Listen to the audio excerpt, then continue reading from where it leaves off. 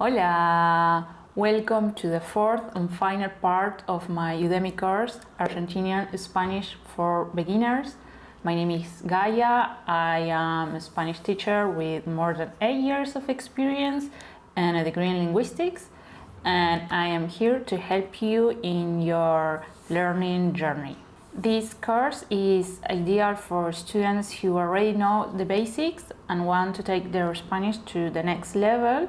The course is divided into 5 sections, and in each one you will find video lessons, quizzes to test what you've just learned, and downloadable PDFs to keep practicing more. By the end of the course, you'll be able to use different past tenses correctly, talk about food, kitchen items, and cooking actions, talk about future actions and situations, make predictions, assumptions, and hypotheses, recommend and give advice, and more.